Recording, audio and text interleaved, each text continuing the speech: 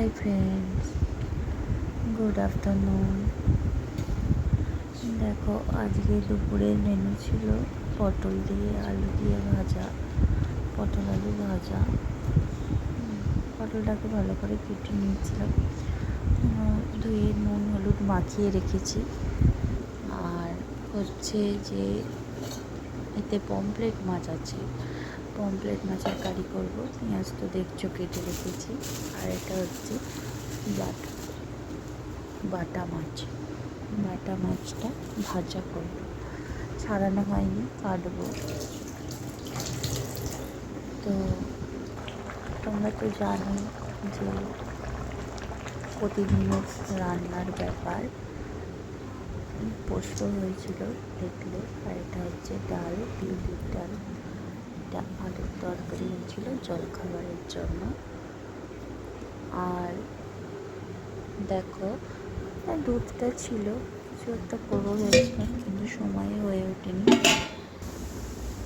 এবার ডালটাকে ঠিক করার জন্য দেখো আদা নিয়েছি, আদাটা পেস্ট করবো শিলেতেই। আর এটা মৌরি নিচ্ছি, আদা আর মৌরি একটু বাটা দেবো বিউলির ডালে। তো দেখো বসে নিয়েছিলাম, পটল ভাজা হচ্ছে, পটল ভাজাটা রেডি করে ফেলেছিলাম। আলুটাও ভাজবো, এরপর আলুটাও ভেজে নেব। আজকে তো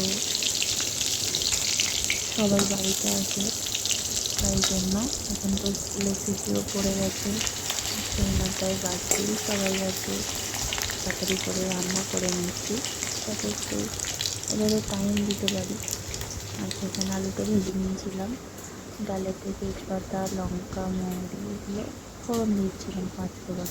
আর আদা মৌরিটা যে বেটে রেখেছি দেখছি, এটা এর মধ্যে দিয়ে দিলাম, দিয়ে ডালটা ফুটিয়ে দেবো।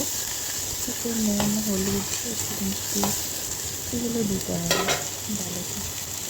এটাই হচ্ছে আমাদের দুপুরের মেনু। তোমাদের কেমন লাগলো বলো।